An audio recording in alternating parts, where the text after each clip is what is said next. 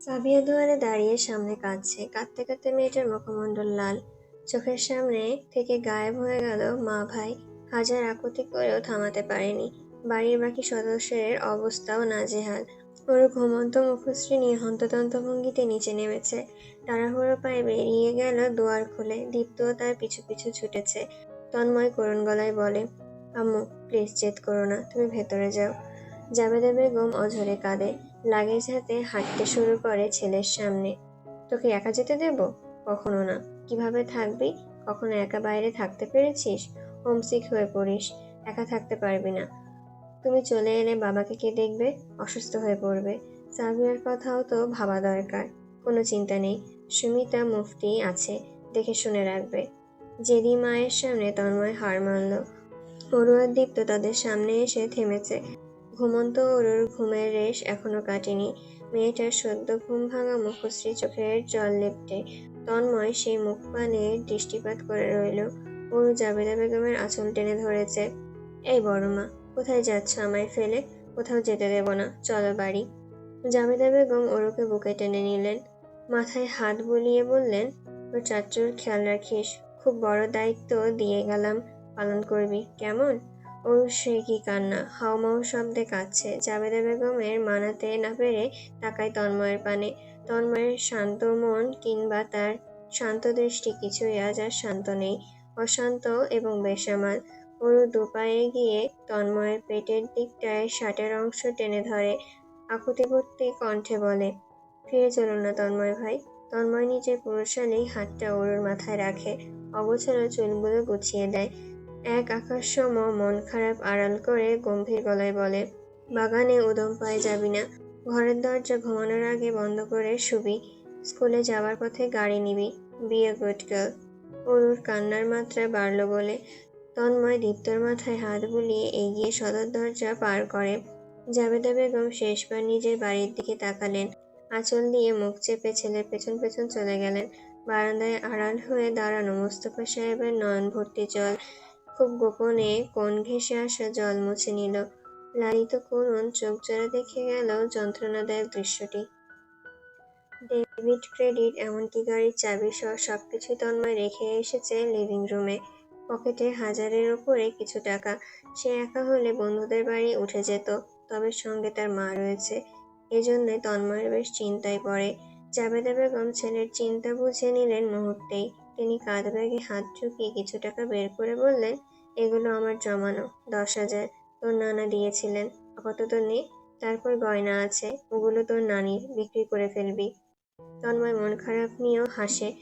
মায়ের হাত থেকে লাগেজ নিয়ে নেয়, তার কাঁধ চেপে নিজের সাথে নিতে নিতে বলে, শাহজাহান মুস্তফা সাহেবের থেকেও তোমায় বেশ ভালো রাখবো মা।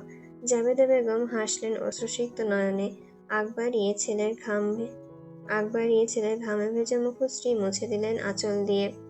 রানিং শখ। রেস্টুরেন্টে ঢুকে প্রথমে জাবেদা বেগমকে বসিয়ে দিল সোফায়। মায়ের জন্য খাবার আর নিজের জন্য কফি অর্ডার করে। মোবাইল হাতে ফেসবুকে ঢুকলো। চটজলদি ফ্ল্যাট খোঁজার জন্য একটা পোস্ট করে ফেললো। খুব ভালো মানের ফলোয়ার থাকায় ভিড় জমে গেল মন্তব্যের সেকশনে। তাদের এরিয়ার মধ্যে ভালো মানের ফ্ল্যাট সম্পর্কে জানতে পেল, যেগুলো ইতিমধ্যে খালি। চাইলে আজই ওঠা সম্ভব। তন্ময় ফ্ল্যাটের ছবির সাথে উল্লেখিত কন্ট্যাক্ট নাম্বারে কল দিতে লাগলো একে একে করে। কয়েকটার সঙ্গে কথাবার্তা বলে দুটো ফ্ল্যাট বাছাই করে নিল। আর দুটো ফ্ল্যাটই পাশাপাশি। যে কোনো একটা চুজ করবে দেখে শুনে। তাদের ফ্ল্যাট শাহজাহান বাড়ি থেকে বেশ দূরে যেন না হয়, তার খেয়াল রাখলো দারুণভাবে। জাবেদা বেগম খাবেন না, তন্ময় তাকে এক প্রকার জোরপূর্বকভাবেই খাওয়ালো। তারপর মাকে নিয়ে বেরিয়ে পড়লো রেস্টুরেন্ট থেকে।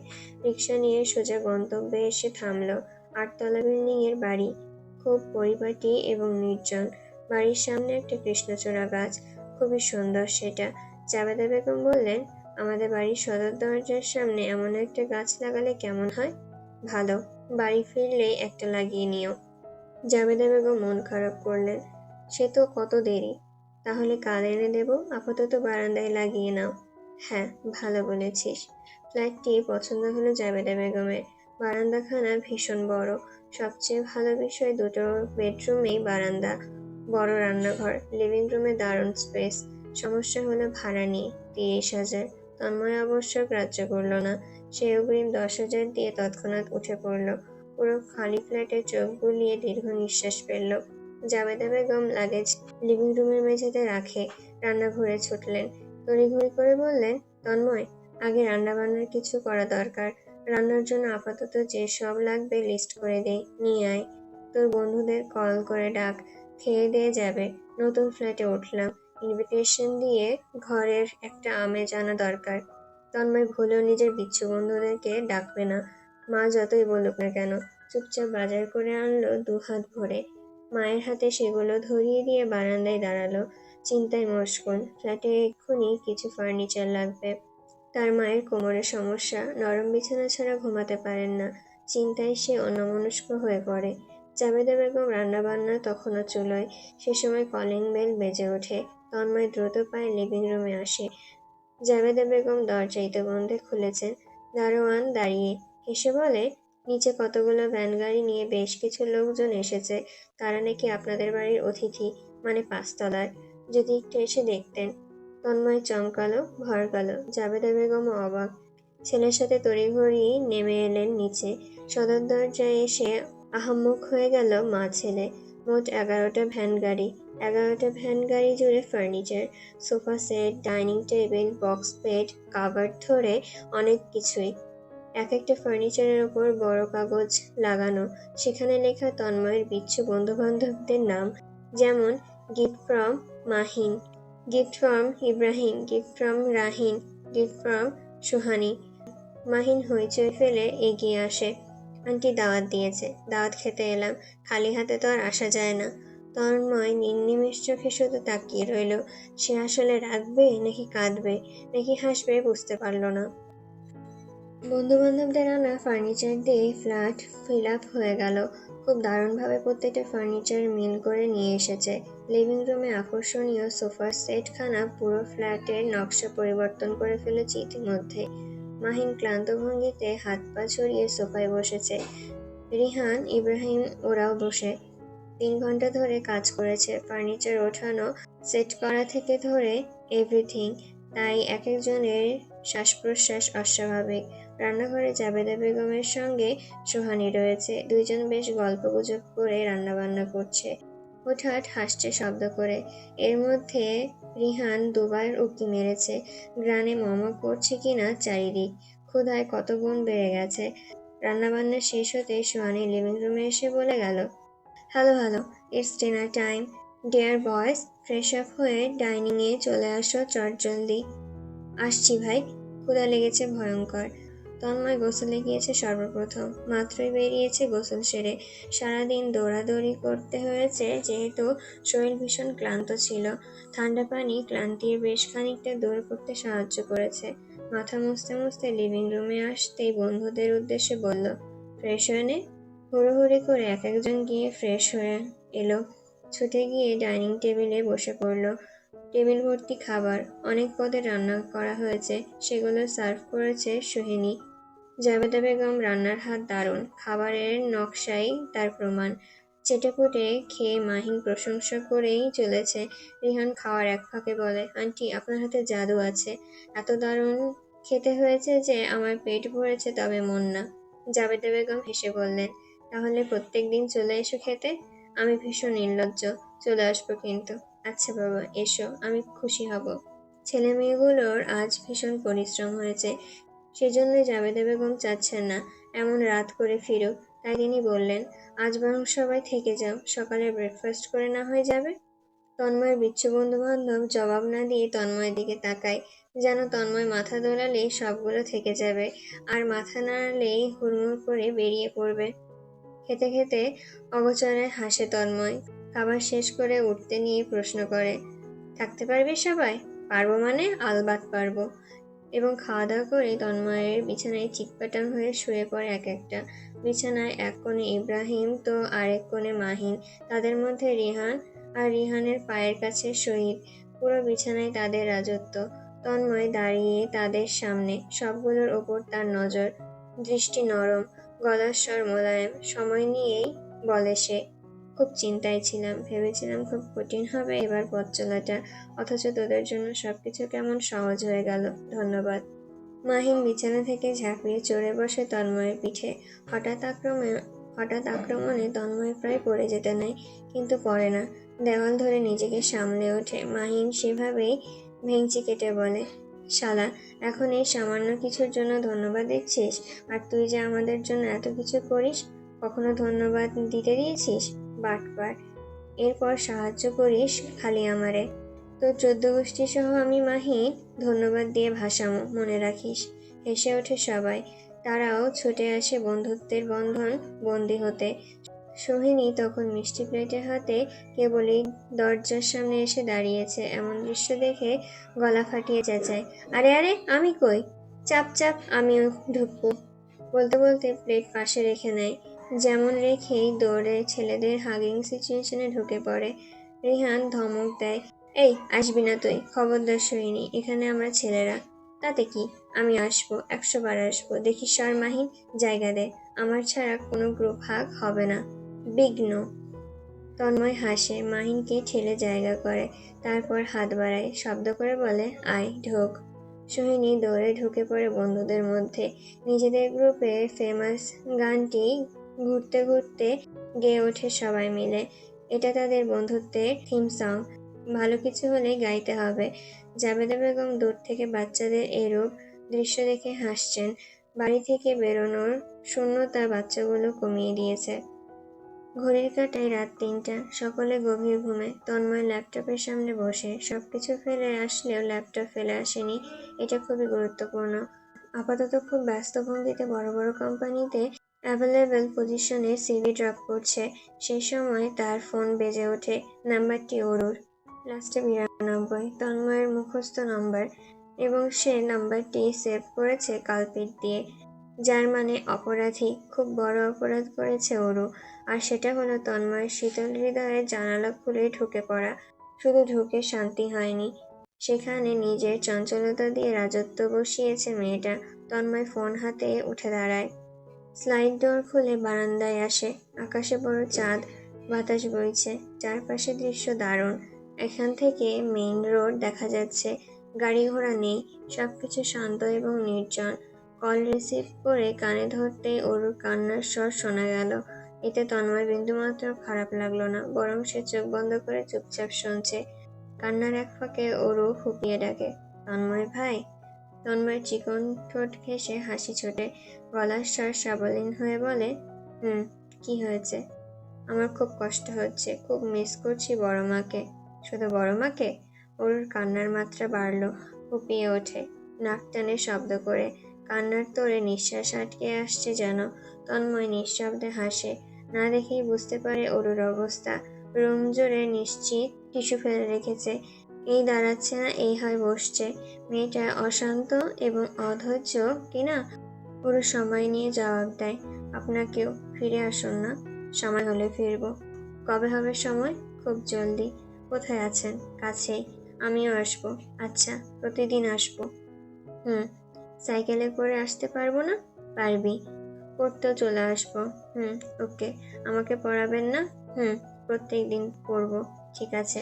আজকে বাড়ির সবাই না খেয়ে, মন খারাপ সবার, আমিও। তাই আমিও কিচ্ছু খাইনি। আমার না খিদে পেয়েছে, কিন্তু খেয়ে নিলে কান্না পায়। কাঁদতে কাঁদতে খেয়ে নে। আচ্ছা। তন্ময়ের হৃদয়ে অরু নামক অসুখটা অনেকাংশে কমে এলো। ভালো লাগায় দুলিয়ে উঠল সর্বশরীর।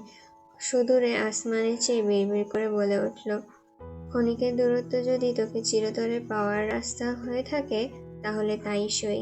জানালার পর্দা লাগানো হয়নি, ফলস্বরূপ স্কাই ব্লু থাই গ্লাস ভেদ করে সূর্যের স্পর্শ পড়ছে তন্ময়ের মুখমণ্ডল জুড়ে।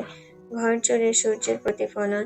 আড়মোড়া ঘুম ভাঙে। তার পায়ের উপর লম্বা পা জোড়া ফেলে রেখেছে সৈয়দ, পিঠের উপর মাহিনের মাথা, চোখের সামনে ইব্রাহিম নাক ডেকে যাচ্ছে। ওদের এক একজনের ঘুমের ভঙ্গি ভীষণ রকমের বিশ্রী। তন্ময় সবগুলোকে ঠেলে ঠুলে উঠে বসে, জানালার সামনে এসে দাঁড়ায়। বাইরে নজর ফেলতেই ভাবনায় আসে রুমের পর্দা লাগানো প্রয়োজন। এত আলো ঘরে থাকার তার মোটেও পছন্দ নয়। নিভু নিভু রুম তার স্বাচ্ছন্দ্যের, সেদিক দিয়ে অরু আবার ভিন্ন। মেয়েটা জানালা কখনো লাগায় না, না লাগায় সে পর্দা। ঘর দোয়ার আলোয় আলোয় রাঙিয়ে রাখে। দুদণ্ড আধার মেনে নিতে পারে না। সবকিছু উজ্জ্বল এবং রং বেরঙের হতে হবে ওর। তন্ময় যদি এই মেয়ের নিজের রুমে তোলে, জীবন জৈবন সব চাওয়া পাওয়া ছেড়ে দিতে হবে। অবশ্য সে ছাড়তেও রাজি। ভাবতেই ঠোঁট জোড়ে বিচিত্র হাসি ছুটে এলো। সেলফোন হাতে নিল। ওর মেসেজ এসেছে ভোর 5টায়। মেয়েটা ঘুমায়নি, জেগেছিল সারা রাত। তরতর করে মেসেজ দিয়েই চলেছে 6টা পর্যন্ত। একে এখন আর লাই দিয়ে মাথায় চড়ানো যাবে না, একটু একটু ধমকে রাখতে হবে, নইলে যে বয়সে ও পড়েছে সবকিছু ভস্ম করার পূর্বে তন্ময়কেই জ্বালিয়ে পুড়িয়ে ভস্ম করে ফেলবে। ব্রেকফাস্ট খেতে বসেই হই হুল্লোড়ে ঠেলায় তন্ময়ের মাথা ব্যথা শুরু হলো। তার বন্ধু বান্ধব থাকবে আর মাথা ব্যথা হবে না, তা আদৌ সম্ভব? চুপচাপ খেতে থাকা তন্ময়কে খোঁচানোর এক টুকরো সময় ব্যয় করছে না মাহিন। পরিমাণ মতো তেলে ভাজা রুটির সঙ্গে আলু ভাজি খেতে খেতে বলে, কোন কোন কোম্পানিতে অ্যাপ্লাই করলি? তন্ময় সাবলীল গলায় জবাব দিল। কোম্পানির নামগুলো বলল। পর মুহূর্তে রেহান মুখ খুলল। এতক্ষণ মুখে কুলুপেটে বসেছিল, জাবেদা বেগম ছিল কিনা। যেই না তিনি রান্নাঘরে গেলেন, অমনি বুলেটের গতিতে বলে উঠল, খেয়াল রাখিস, চারপাশে নজর দিস, কখন না কখন আবার রমণীদের বুকে টোকা মেরে দিবি, অমনি পিছু পড়ে যাবে তোর। ভুলবশত আবার কোম্পানির এমডি কচি মেয়ের হৃদয় নিয়ে ফেলিস না, কেস খাবি বলে দিলাম। হেসে উঠল সৈয়দ। কিছু একটা মনে পড়েছে এমন ভঙ্গিতে বলে উঠল, রাইসের কথা মনে আছে? হিসাবের বোনটা। মেয়েটা কি পাগল ছিল তন্ময়ের, কত কিছুই না করেছে। এখনো আমার পেলে জিজ্ঞাসা করে, তন্ময় কেমন আছে? বিয়ে হয়ে গিয়েছে শুনলাম, এখন বাচ্চাও আছে একটা। তন্ময়ের খাবার ভঙ্গিমা মোটে পরিবর্তন হলো না। সে নিজের মতোই খেয়ে চলেছে, বন্ধুদের কথা একটু একটু মুখ তুলছে। সে যেমন নিজের বন্ধুদের হাড়গোড় সহ চেনে, তেমনি তার বন্ধুও তার হাড়গোড় সহ চেনে। তাই তাদের এইসব অদ্ভুত কথাবার্তার সমাপ্তি ঘটবে না, যতক্ষণ না তন্ময় বলবে, আহ থামবি তোরা। বড় বড় কোম্পানির বড়সড় পদগুলোই সিভি ড্রপ করেছিল তন্ময়। 2টো থেকে ডাক পড়েছে পরদিনই। ডাক পড়ারই কথা, তাদের নিজেদের কোম্পানির বড় বড় কোম্পানির সাথেই যুক্ত। শাহজাহান লিমিটেড গার্মেন্টস ফ্যাক্টরির প্রেসিডেন্ট পদে সে ছিল কিছুদিন।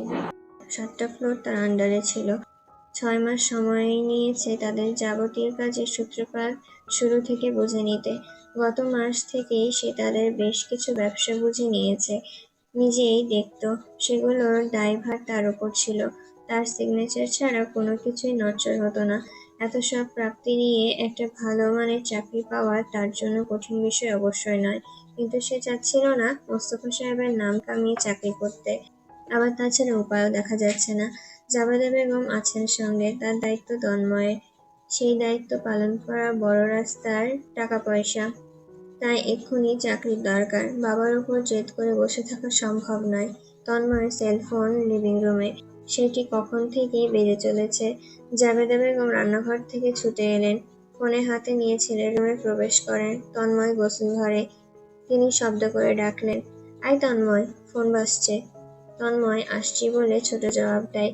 মিনিটখানেক মধ্যেই বেরিয়ে আসে। জাবেদা বেগম ততক্ষণে ফোন রেখে চলে গেছেন। তন্ময় ফোন হাতে নিল। কল এসেছে তার চাচ্চু ওহি সাহেবের। পুনরায় আসতেই রিসিভ করে তন্ময়। ওপাশে ওহি সাহেব গলা খাকারি দিয়ে ওঠেন। রুক্ষ গলা কোমল করার ভঙ্গিতে ডাকে, তন্ময়। জি চাচ্চু, কি অবস্থা তোমাদের? এই তো ভালো। এভাবে পর করে ফেললে চাচ্চুকে? তন্ময় নিঃশব্দে হাসে। সে সত্যিকার অর্থে একজন শাহজাহান। বাবা চাচারা যেমন ঘুরিয়ে ফিরিয়ে কথা বলতে জানে না, তেমনই সেও জানে না। এই যে ওহি সাহেব কথা বুঝতে চাচ্ছেন কিন্তু পারছেন না, ব্যাপারটা তার জন্য হাস্যকর বটে। সে খুব সাধারণভাবে জবাব দেয়, ইম্পসিবল, আপনারাই তো সব। আমিও তো তাই জানি। তাহলে বলছিলাম যেটা, আমরাই সব। আমরাই সব বলতে অবশ্য আমি আর আনোয়ার তো, তাই না? বড় ভাইজানের উপর রেগেছ সেটা ভাইয়ার উপরেই, আমাদের ওপর তো রাগ নেই। আমি তো এর মধ্যে একদমই নেই। আর জানোই আমি একটু অসুস্থ, তাই চট্টগ্রামে গিয়ে ব্যবসায় দেখাশোনা করতে পারছি না। আব্বা, তুমি যদি একটু। তন্ময় মাঝপথে রেগে ওঠে, চাচু, শাহজাহান ব্যবসায় আমি আর থাকবো না। আমি অন্য কোম্পানিতে অ্যাপ্লাই করেছি। দোয়া করবেন যেন জবটা হয়ে যায়। আর শাহজাহান মোস্তফা সাহেবকে বলে দেবেন আমি শাহজাহান তন্ময় তার টাকা পয়সা ছাড়া বেশ চলতে পারবো। ওহি সাহেবের ফোনের স্পিকার দেওয়া ছিল। তন্ময়ের কথাগুলো উপস্থিত সকলে শুনতে পেল স্পষ্ট। লিভিং রুমে বসে থাকা মোস্তফা সাহেবের মুখশ্রী কালো হয়ে গেল। ওহি সাহেব আলগোছে স্পিকার সরিয়ে ফেললেন। থতমত খাওয়ায় বললেন, বলছিলাম যে। সেই মুহূর্তে মোস্তফা সাহেব শব্দ করে বলেন, ওকে বলে দাও ওহি, আমি শাহজাহান মোস্তফা ওর হাত পা ধরে কোম্পানিতে আনতে যাব না। ও না আসলে না আসবে, আমি আমার সম্পত্তি গোল্লায় ফেলবো, জলে ঢালবো, বিলিয়ে দেব। তাও ওকে ধরে বেঁধে আনতে যাব না। যাক ও নিজের রাস্তায়। বাবার আর দরকার কি? বড় হয়েছে, এখন যা ইচ্ছা করবে। আমি মরে যাচ্ছি না ওদের ঘরে তোলার জন্য। তন্ময়ের এবার সামান্য হাসি পেল। সঙ্গেই এক্ষুনি বাবাকে দেখার বড় পিপাসাও জন্মালো। মানুষটা নিশ্চয়ই প্রেশার বাড়িয়ে ফেলেছে। গলার স্বরও অচেনা লাগছে। ভেঙে ফেলেছে কণ্ঠ। ওই কণ্ঠস্বর শোনার মতন শক্ত মন তন্ময়ের আপাতত নেই। সে বাবার কথার মাঝপথে থামিয়ে বলল, এসব বলে লাভ নেই। আমি শাহজাহান তন্ময় ফিরছি না, ফিরবো না, রাখলাম। মোস্তফা সাহেব চোখ রাঙালেন ওহির সাহেবের ফোনের উপর। তীক্ষ্ণ দৃষ্টি ফেললেন ফোনের ওপারে থাকা তন্ময়ের ওপর যেন। বিকেলে তন্ময় বেরিয়েছিল। তখনই দেখতে পেল একজন ভদ্রমহিলা দাঁড়িয়ে। মোটাসোটা ধাঁচের খাটো ফর্সা মহিলা। তাদের ফ্ল্যাটে এসেছেন যেন। ওর আগাগোড়া দেখে আরেক দফায় হাসলেন। অপ্রস্তুত তন্ময় সালাম জানালো। মহিলা এবার আরো উদ্বিগ্ন চোখে তন্ময়কে দেখতে থাকলো। হেসে বলল, আমি তোমার বাড়িওয়ালা আন্টি বাবা। ওপরের ফ্ল্যাটে থাকি, ব্যস্ত থাকার কারণে আসতে পারিনি। তোমার আম্মু আছে বাসায়? জি, ভেতরে। সদর দরজার সামনে আসতেই দারোয়ানের সাথে দেখা। টুকটাক কথা বলে বেরোতেই তার চোখ গেল মোড়ে। গোলাপি ফুলের গাছটার নিচে সাইকেল হাতে ওরু দাঁড়িয়ে এদিক ওদিক সামনে তাকাচ্ছে। একে ওকে ডেকে কিছু একটা জিজ্ঞাসা করছে। সাদা ফ্রক পরেছে, লম্বা চুল বেনুনি। দুদিন না দেখে তন্ময়ের মনে হলো মেয়েটাকে সে বছর ধরে দেখেনি। বেবি পাউডারের ঘ্রাণও যুগ যুগ ধরে শোকেনি। দুপাশে মাথা দুলিয়ে এগোয় সামনে। তাকে দেখতে পেয়ে গরুর চোখজোড়া বড় হয়ে গেল। পর মুহূর্তে কান্নারত মুখশ্রী জলে ভিজে উঠল। সাইকেলখানা হাত ফসকে পড়ে। তন্ময় চটজলদি সেটা এক হাতে ধরে। অমনি ওরও ছুটে এসে তার বুকের মধ্যে পড়ে। যে কাজটা তন্ময় করতে পারত না, কিন্তু তার আকাঙ্ক্ষায় ছিল, সে কাজটা ওর করে বক্ষে একরাশ শান্তি দিয়ে ফেলল। সামনে নাক টানার শব্দ আসছে। বুকের অংশের শার্ট নিশ্চয় চোখের জলে নাকের জলে ভিজিয়ে ফেলেছে। তন্ময় মাথা তুলে তাকাতেই দেখলো আশেপাশের মানুষ তাকিয়ে। ওরও তখন কাঁদছে শব্দ করে। পাশ দিয়ে যেতে থাকা ছোকরাগুলো বিড়বিড় করে। বিড়বিড় করে কি বলল তা স্পষ্ট শুনল তন্ময়। আমার গার্লফ্রেন্ড এমন করলে বুকের মধ্যে এতক্ষণে ঢুকিয়ে ফেলতাম ভাই। এই লোক কেমনে এভাবে দাঁড়িয়ে কাঠের মতো? এই যে তন্ময় কাঠ কাঠ হয়ে দাঁড়িয়ে, হাত জোড়া ঠিক কোথায় রাখবে ভেবে পাচ্ছে না। মস্তিষ্ক ফাঁকা হয়ে আছে। ওরু হচ্ছে আগুনের দ্বিতীয় রূপ, যাকে ছুঁয়ে দিলেই ধ্বংস নিশ্চিত। এসেছে অবধি মেয়েটা জাপটে ধরে আছে তাকে। এরকম নরম তুলতুলে শরীর লেপ্টে থাকার কোনো মানে হয়? ও কি ছোট আছে? নির্ঘাত সে ধৈর্যবান পুরুষ। তার জায়গায় অন্য কেউ হলে মাথায় আগুন লাগিয়ে ঝলসে যেত, পৃথিবী ত্যাগ করে বসতো। ইচ্ছে তো করছে বড় এক রামধমক দিতে, তবে শেষমেশ ওর মায়াবী করুণ মুখমণ্ডল দেখে ধমক দেওয়ার ইচ্ছেটা পূর্ণতা আর পেল না। চুপচাপ রমেশ হয়ে রইল তন্ময়, কিন্তু সেটুকুও থাকতে পারল না। ওর শরীর আরেকটু নিবিড়ভাবে লেপ্টে আসতেই মগজ জ্বলে উঠল। দ্রুত অরুর কপালে আঙ্গুল ছুঁয়ে সরিয়ে দিল। নাক মুখ লাল করে ফেলেছে কেঁদেকুটে। ফুলে টমেটো হয়েছে গাল দুটো। চোখের জল নাকের জল লেপ্টে এলাহি কাণ্ড। তন্ময় নিজের বুকের দিকে তাকালো। ভিজিয়ে ফেলেছে, শার্ট পরিবর্তন করা প্রয়োজন।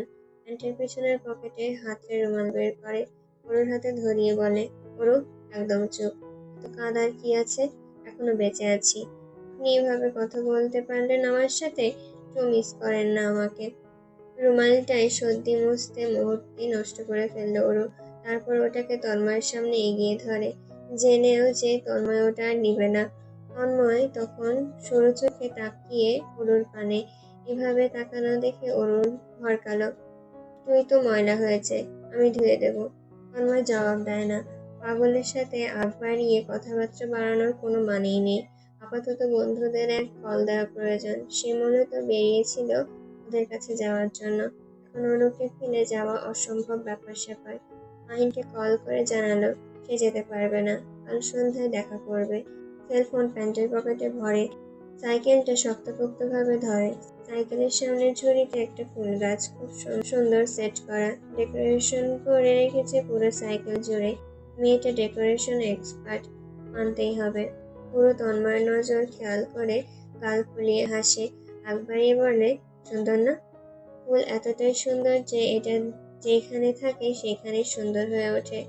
দাঁড়ান, আপনার পকেটে একটা ফুল গুজে দেই। না, আরে একটাই তো।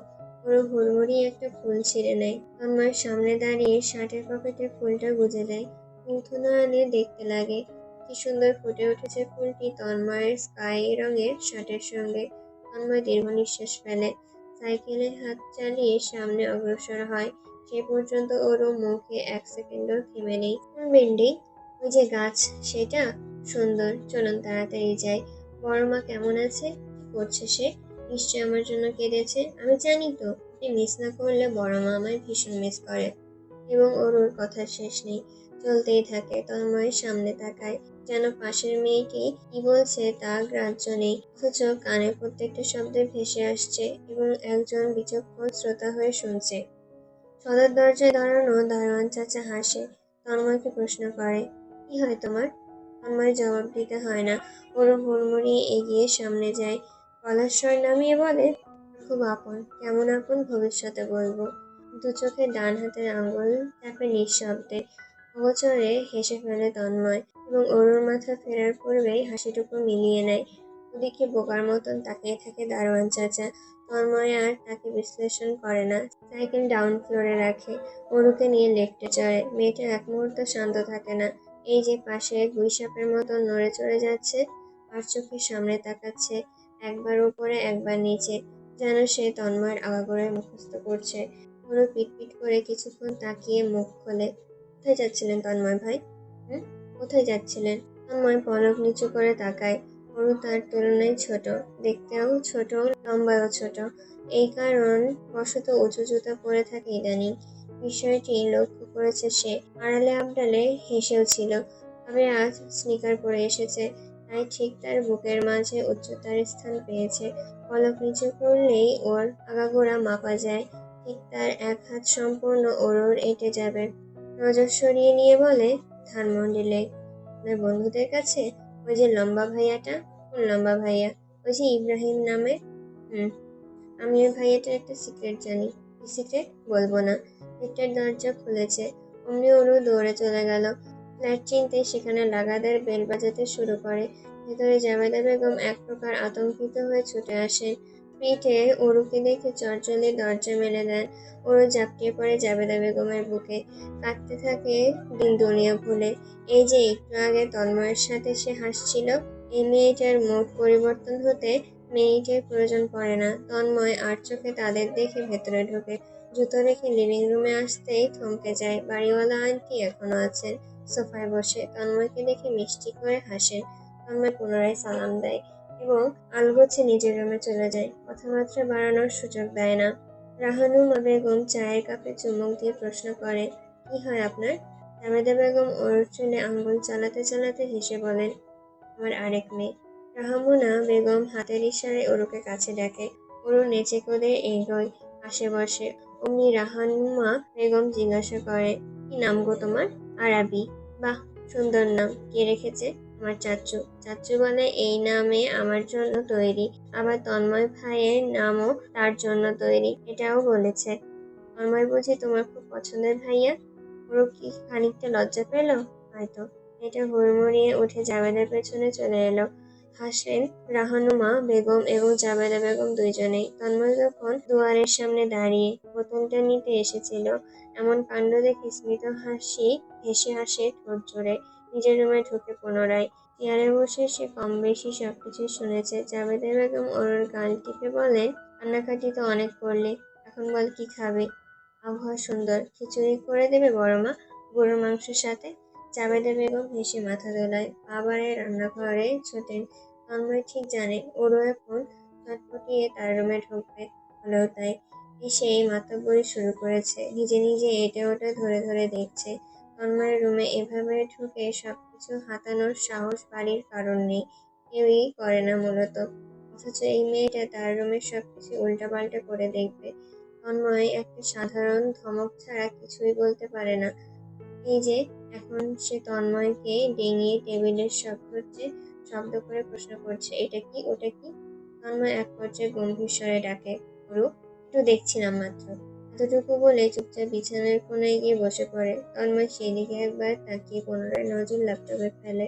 তন্ময়ের অ্যাটেনশন না পেয়ে ওরও ধীরে সুস্থে বেরিয়ে যায়। সেই মুহূর্তে কল আসে আনোয়ার সাহেবের। তন্ময় রিসিভ করে, ওপাশে চিন্তিত গলার স্বর, তন্ময়, ওরও গিয়েছে? জি চাচ্চু, এখানে। ও আচ্ছা, কখন বেরিয়ে গেল কাউকে জানায় না। বাইরের অবস্থা ভালো না, ঝড় বৃষ্টি হবে মনে হয়। এগুলো না থামা অবধি ওরুকে ছেড়ো না। অবশ্য আজ ফিরতে চাইবে না।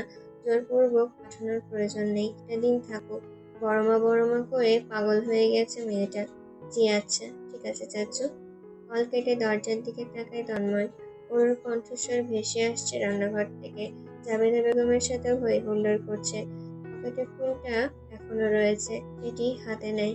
ছোট ফুল, আলগোছে ফুলটা ডায়েরির ভেতরে রাখে, তারপর শার্ট খুলে ওয়াশরুমে ঢোকে, দরজা লাগায়। এবং সে নিশ্চিতভাবে বলতে পারে ওর পুনরায় তার রুমে ঢুকেছে। এখন হয়তো ওয়াশরুমের দরজার সামনে কান পেতে দাঁড়িয়ে। তন্ময় মাঝে মধ্যেই ভাবে, সে যদি নিজের মন মাফিক কাজ করে তাহলে কি হবে? কোথায় গিয়ে দাঁড়াবে তার আর ওর সম্পর্ক? নিজেকে আটকে না রেখে কি খুব বেশি ক্ষতি হবে? এই যে সে এখন অর্ধনগ্ন, শরীরে কিছু নেই, শুধু প্যান্ট ছাড়া, সম্পূর্ণ ভিজে আছে। এই মুহূর্তে যদি সে দরজা খুলে ওরকে টেনে ভেতরে নেয়, ব্যাপারটা কেমন হবে? ওরও তারপর নিশ্চয়ই আর এভাবে কান পেতে থাকার সাহস পাবে না, বরং ভীষণ ভয় পাবে। তন্ময় দীর্ঘ নিঃশ্বাস ফেলে, চোখ বুজে দেওয়ালে মাথা ঠেকিয়ে দাঁড়ায়। শাওয়ার ঝর্ণা থেকে হুড়মুড়িয়ে পানি পড়ে, বেয়ে চলেছে তার সর্বাঙ্গ জুড়ে।